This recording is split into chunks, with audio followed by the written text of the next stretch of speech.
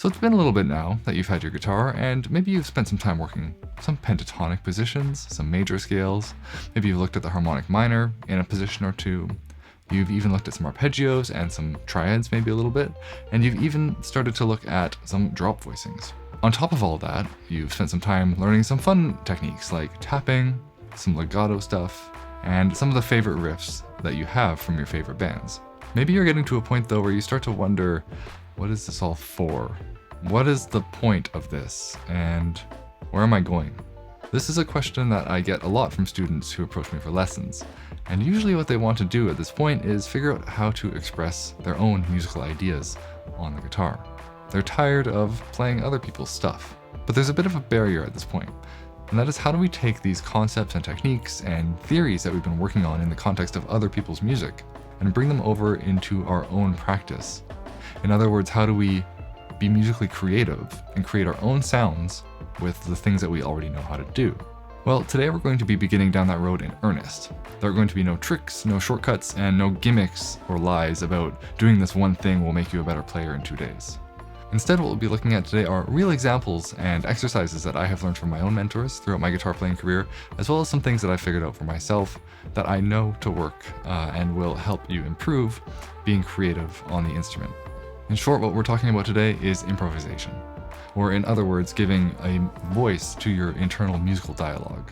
I also want to remove the kind of fear aura that surrounds the concept of improvising, and I want to make it so that pretty much anybody, wherever you are in your playing journey, is able to start working on these things. All you'll need are maybe some basic scale concepts in a couple of positions along the guitar neck, and some basic theory knowledge about major chords and minor chords, and you should be good to go. So that's enough introduction. I think it's about time that we actually get into this. So to prepare and begin our practice of improvising, we need to acquire some harmony, or in other words, just get a chord progression to play over. Most improvisation in Western musical traditions happen over some sort of harmony, and this harmony provides the context for what we play. Whether it's just one chord or one kind of modal idea that lasts for the entire song, or it's a rapid series of changing chords, we need something to give us that context. Going into harmonic functions and how to construct chord progressions is beyond the scope of this video, so instead what I have done is I've just created a page of some 4-bar chord progressions for you to download and use in your practice for now. Those can be found in the description down below. This is the top link and it is free to download. But if you already know how to make chord progressions, or maybe you're into composing and want to try your hand at this, then I highly encourage you to do so and just come up with some chord progressions that you like the sound of. But for today, just to get going, I have some examples for you. Also going to pop in here and say that all of my Patreon users will get backing tracks that I have created for all the chord progressions on the sheet down in the description below.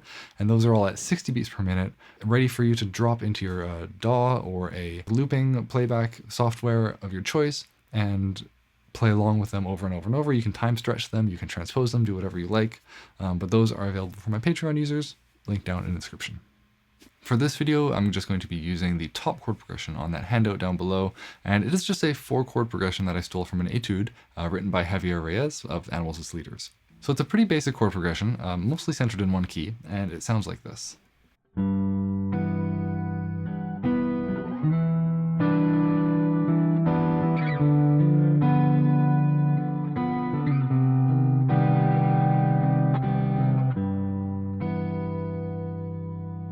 So that's the harmonic context that we're going to be working with today. So with our chord progression in front of us, our first step is going to be to kind of collect the things we know how to do and find some paths to work through our chord progressions. So over this G6 chord, we can look at everything we know and figure out, how do we play over a G6? How do we improvise over it? What notes and what scales are going to work? So any pentatonic scale, the major pentatonic scale, will work over a major chord as a basic kind of just starting point. So over G6 we can say that G pentatonic is a nice place to start.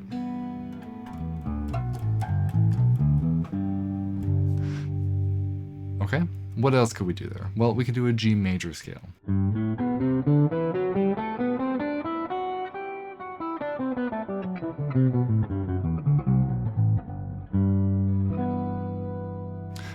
else? Well, what about our arpeggios? We can break up a G kind of triad shape into an arpeggio, and that will outline our G chord. Now, this is a G6 on the sheet technically, so that E note is in there, so if you wanted to do that in your arpeggio, you could do that as well. You could do a 4-part arpeggio.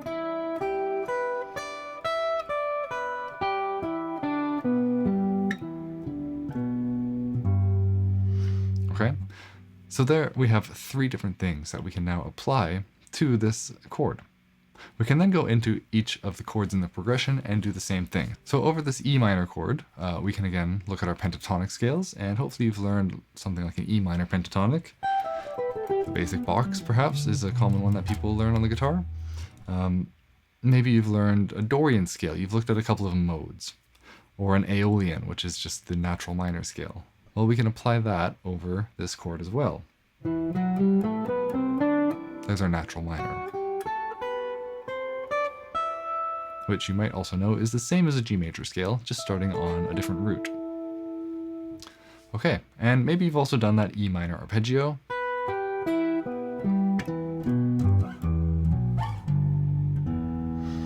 So there we have 3 things again.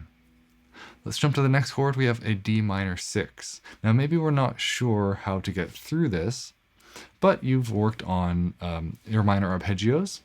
And it's pretty easy to figure out. Maybe we can just add the 6 and make it a 4-part arpeggio. So there we go. We have one way to get through this D minor chord and nothing else right now. That's okay. Write that one down, and then we'll move on to our final chord in the progression, which is a C minor major 7. Now maybe you have no idea how to get through this, and that's okay.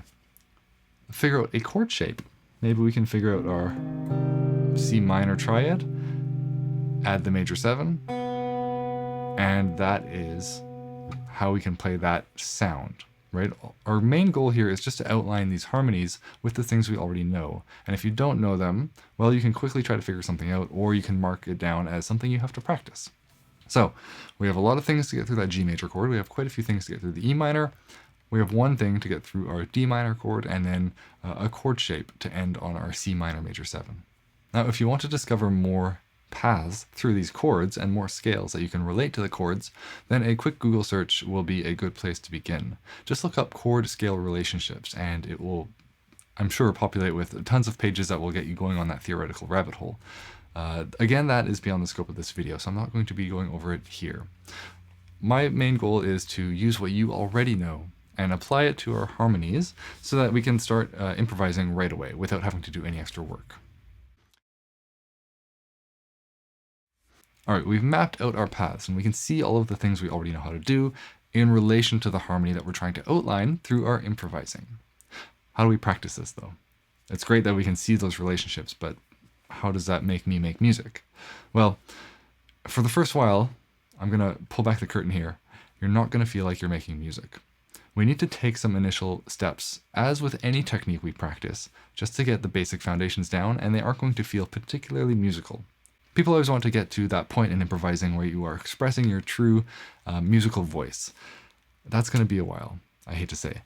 For now, we're going to be just working on applying musical concepts we know in real time to some harmonies. And then hopefully through that process, we'll eventually get to some more expressive places. So our first real exercise. We are going to be working our way through our chord progression out of time. No metronome needed, no worry about how many beats are in a measure, but we're just going to be trying to follow the things we've written under our chords and play through them in relation to each other. So over my G major chord, I'm going to play my G pentatonic scale to start. And for now, I'm just going to play the whole thing. Maybe I know 2 positions of it. I'm going to do all the positions I know. Okay, now I'm still, on that note G. In my head now, I'm going to transition to that E minor chord. Now, which path do I want to take here? Do I want to do an E minor pentatonic, or do I want to do an E minor scale? Maybe since we just did the pentatonic, let's do the full E minor scale, so the Aeolian. and I'm going to just start from the root. Nothing too complicated. Just using some open strings.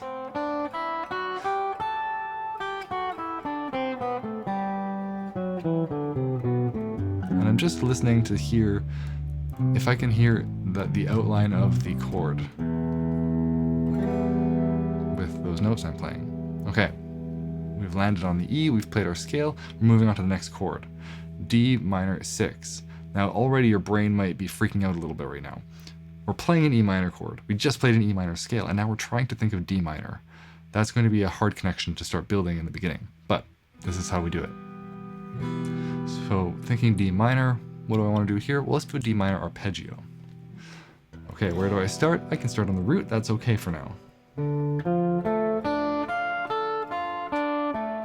Maybe you stole this from a sweeping exercise that you worked on. Okay, there's my D minor arpeggio, and now I've landed on the Ds. I'm thinking of the final chord, which is a C minor, and I remember I only had that one shape for it, so I'm just going to go down and play that shape. Okay, so your brain might be firing already. Just by connecting these 4 things that normally you would practice in isolation, you're going to be starting to create these new connections that are required to improvise. As we do this more and more, this transition process through the chords will be faster. But we can still do it out of time. So, here's the pentatonic. And then maybe now I'm going to be doing E minor. And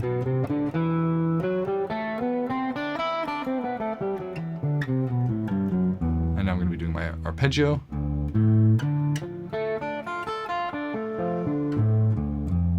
And then finally, doing my chord shape. All out of time. No stress to keep the beat.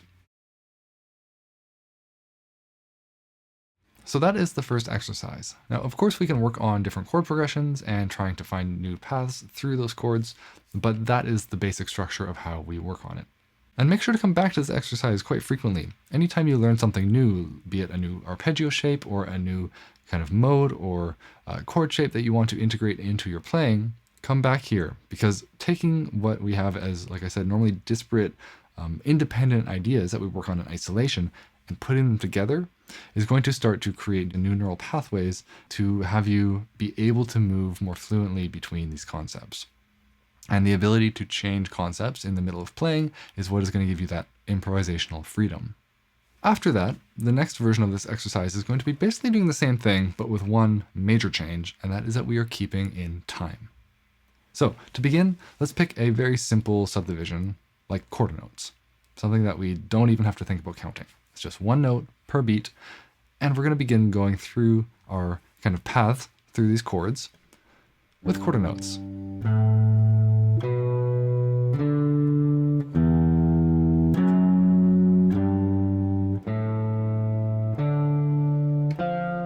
So here I'm just doing everything we did before, except one note per beat, and I have to switch to be able to align to beat 1 on the next chord. There's no pausing allowed to think about what's coming next.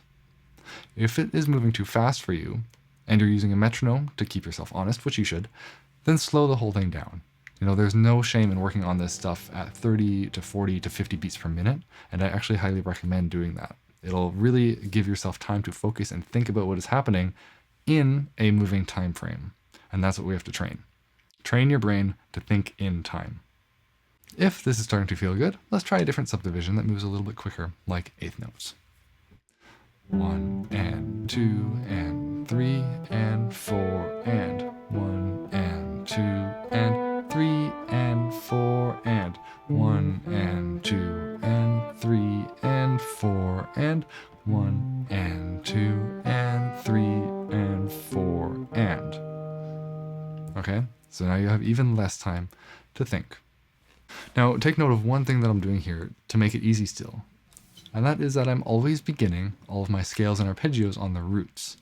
No matter where I am, I will jump back down to that root note that I have identified and kind of memorized the position of. That's okay at first, but we want to get away from that pretty quickly. Instead of that, let's try moving continuously through the different shapes. what we're going to do is wherever we end at the end of the measure, we have to start there. We have to continue on without leaping to a new area. So I'll give you the example here. Let's say I'm doing my eighth notes, and I do my entire measure, and I end up on the third string here on this B. I have to continue from here into my E minor scale and find the closest note in E minor. Now B is in E minor, so I could play that note again, but ideally we continue the motion that we've already started, continue the momentum. So from here, I'm going to go into my Aeolian sound, or the E minor sound. 1 and 2 and 3 and 4 and... So there, I started that on the flat 6, flat 7, there's the root, and I ended on the 9. Okay, so now I'm coming back down. Again, I'm not going to jump anywhere. I'm going to continue that downward momentum by moving to the next closest note in the D minor arpeggio, which is there to the F. Okay, again, I now have reached the end of my measure of D minor. I move to my C minor. The closest note is, in this case, it happens to be a C, so that's nice.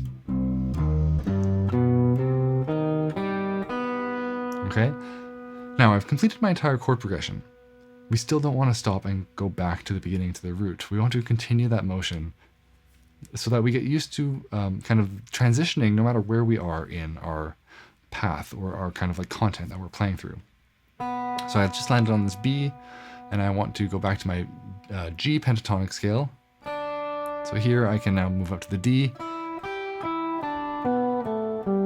and now I'm playing into my G pentatonic, and so on and so forth. I continue that process up and down.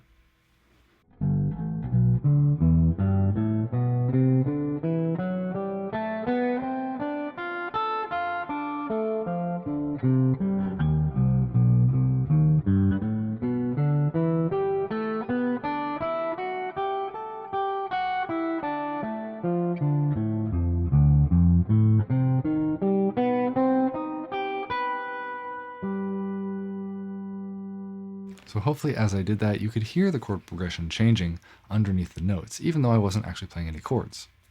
And that is the power of outlining the harmony with our paths. To make this one more difficult and to challenge yourself some more and make some more progression, you're going to try some different chord progressions like we talked about. You're also going to try it and play in different positions, and you can even try moving through different positions while you play.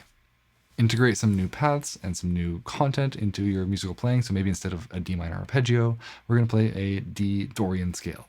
And that will be enough of a change that you might have to actually go back out of time to integrate that idea into the whole sequence. So with these exercises, if you actually go through them, I promise you that you will not need a teacher for the next year. And the reason is because as you do this exercise, you will be able to see the gaps in your knowledge and ability very clearly. So a few of those gaps, just to list them out, that you might notice along the way, just so you can be aware of them and ready for them, are maybe gaps in your knowledge of different key centers. So let's say you know your C major scale, your F major scale, your E major scale, and A major, but as soon as you see a different chord, like an E flat major, you have nothing to play over it, and you don't know how to do that major scale anymore. Well, that is now something you can work on. Another example is, let's say you have 5 different ways to get through a G scale. You have your arpeggios, you have different pentatonic shapes, you have major scales, you have maybe you can even superimpose some scales. You do all this stuff over G major, really good. But as soon as you see a C sharp diminished, you have nothing. And so there's just this big empty gap.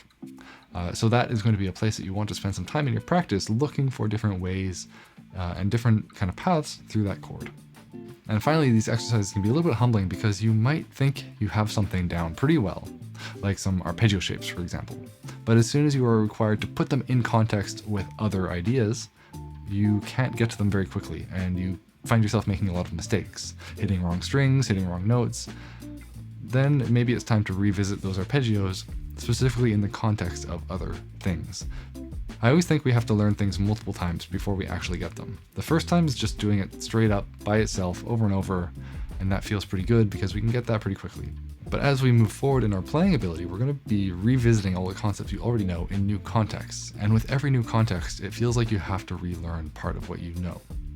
So a little bit humbling, a little bit frustrating, but but that's just part of the learning process. So that is it for today. Obviously, there is a lot more to talk about when it comes to learning how to improvise, but my goal for you is just to get your feet wet if you've never looked at anything like this before, so you can start messing around and start making your brain hurt. And with that, I hope you have a great rest of your day wherever you are in the world, and as always, happy practicing.